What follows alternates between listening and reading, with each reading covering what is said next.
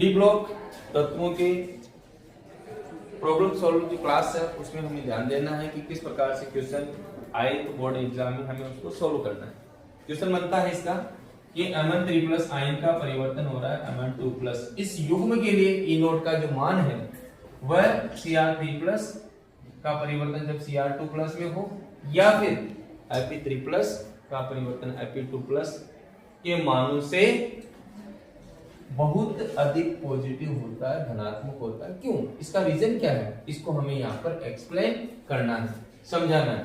तो क्या करेंगे, सबसे पहले हम तीन युग्म बनाएंगे। सबसे पहला युग्म Mn3 प्लस का परिवर्तन Mn2 प्लस युग्म के लिए 3 प्लस ऑक्सीकरण अवस्था 2 प्लस ऑक्सीकरण अवस्था में परिवर्तित कब होती है, जब वो इलेक्ट्रॉन ग्रहण करके अपचयित हो। तो मैंने लिखा Mn3 प्लस, इसने इलेक्ट्रॉन ग्रहण किया, परिवर्तन हो गया Mn2 प्लस में। अब इसके इलेक्ट्रॉन विन्यास पर हम चर्चा करके देख लेते हैं। पहले सामान्य लिखा मैग्नीज का 25 होता है, तो अक्रिय गैस आर्गन 4s2 3d5। फिर इसकी इलेक्ट्रॉन वाली आयनिक अवस्था बनाती है, पहले 3 प्लस वाली फिर 2 प्लस वाली। 3 प्लस का तात्पर्य हुआ दो तो s के चले गए, सबसे बारीक कोष से एक d का चला गया, तो जो बना वो d4 विन्यास बना।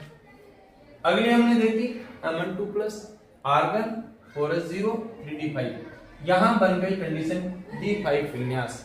और d5 विन्यास जो है वो स्थायी अर्धपूरित विन्यास होता है, उसका स्थायित्व अधिक होता है, अतः ये इलेक्ट्रॉन ग्रहण करके आसानी से परिवर्तित हो जाएगा। इलेक्ट्रॉन ग्रहण करेगा, Mn3 प्लस का परिवर्तन होगा Mn2 प्लस में, और इसके लिए ई नोट का मान पॉजिटिव होगा। अब यहाँ क्या कर रहा है, इसकी बात भी सुन ले।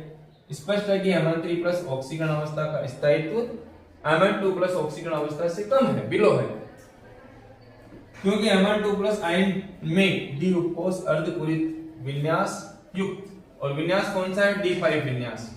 यहीं पर कर लेता हूं, अर्धपूरित d5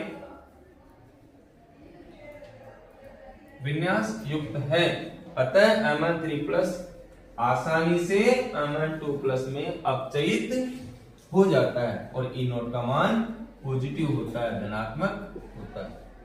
अगली बात करते हैं दो युग्म के लिए। Cr3 प्लस परिवर्तन हो रहा है Cr2 प्लस, इस युग्म के क्रोमियम आयन 3 प्लस विन्यास वाला, इसने इलेक्ट्रॉन ग्रहण किया, ये बदला Cr2 प्लस में।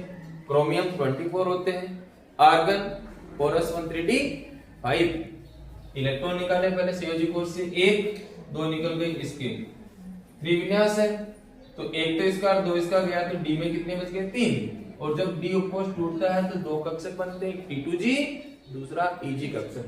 T2G में तीनों इलेक्ट्रॉन को भरे हिंड के नियम के अकॉर्डिंग, अकेले अकेले बने जोड़े बाद में बनाना है, तो T2G विन्यास आ गया, और T2G विन्यास में 3 इलेक्ट्रॉन है, वो भी स्थायी विन्यास है।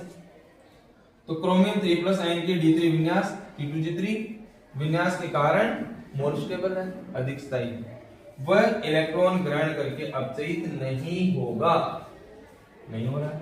और ई नोट का जो मान है कैसा प्राप्त हो रहा है, नेगेटिव प्राप्त हो रहा है। अगली बात करते हैं इसी के संदर्भ में आयरन की। Fe3 प्लस का परिवर्तन Fe2 प्लस युग्म के लिए, इसकी बात करें, Fe3 प्लस ने इलेक्ट्रॉन ग्रहण किया, 2 प्लस में बदला। अब आयरन की भी ऑक्सीकरण अवस्था बना लेते हैं इलेक्ट्रॉन विन्यास के आधार पर। Fe26 होता है, आर्गन 4s2 3d6। जब Fe3 प्लस का लिखे तो s के दोनों गए, एक d का गया तो 3d5 विन्यास आ गया। जब दो की बात करी +2 में तो 3d6 आ गया। ये अर्धपूरित, ये सामान्य। तो अर्धपूरित ऑलरेडी है, तो क्यों इलेक्ट्रॉन ग्रहण करके सामान्य में बदलने का प्रयास करेगा। तो Fe3 प्लस आयन d5 विन्यास के कारण अधिक स्थायी। अगर पहले से अधिक स्थायी है तो इलेक्ट्रॉन नहीं ग्रहण करना है, पहले से सामान्य है तो इलेक्ट्रॉन ग्रहण करना है। वह यह भी इलेक्ट्रॉन ग्रहण करके अपचयित नहीं होगा, और इसके लिए भी ई नोट का जो मान है वो नेगेटिव प्राप्त होता है। अगर इलेक्ट्रॉन ग्रहण करके बाद में स्थायी बनता है तो उसके लिए धनात्मक आएगा, और पहले से अगर स्थायी है तो उसके लिए ई नोट का जो मान है वो सदैव ऋणात्मक होगा। ओके, अगला क्वेश्चन आता है इसी संदर्भ में। Cr2 प्लस और Fe2 प्लस दो आयनिक अवस्था है, इनमें से कौन प्रबल अपचायिक है और क्यों, इस रीजन को हमें इस क्वेश्चन के माध्यम से समझना है। दोनों की बात हम करते हैं। Cr2 प्लस अपचयक की बात कर रहे हैं। अपचयक कहते किसे, पहले तो उसकी बात करें। तो वह पदार्थ जो इलेक्ट्रॉन त्यागता है, इट मींस जिनका ऑक्सीकरण होता है, जो ऑक्सीकृत होता है वो पदार्थ कहलाता है अपचायक। इलेक्ट्रॉन त्याग कर ऑक्सीकरण होना और ऑक्सीकरण होने की क्रिया में वो कहलाएगा अपचायक। तो यहाँ पर इलेक्ट्रॉन त्यागना है अपने को, तो Cr2 प्लस इलेक्ट्रॉन छोड़ेगा तो इसके ऑक्सीकरण अंक बढ़ेगा, तो Cr3 प्लस में बदलेगा।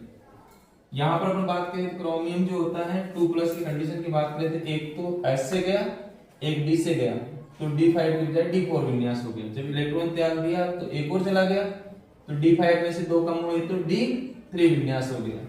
तो Cr2 प्लस में से जब Cr3 प्लस बनता है तो D4 विन्यास का परिवर्तन होता है D3 विन्यास में। तो D4 जो विन्यास है वो बदल रहा है D3 में।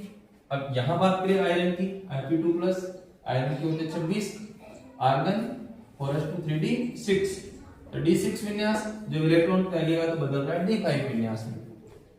तो Fe2 प्लस से जब Fe3 प्लस बनता है तो D6 विन्यास का परिवर्तन D5 विन्यास में हो जाता है।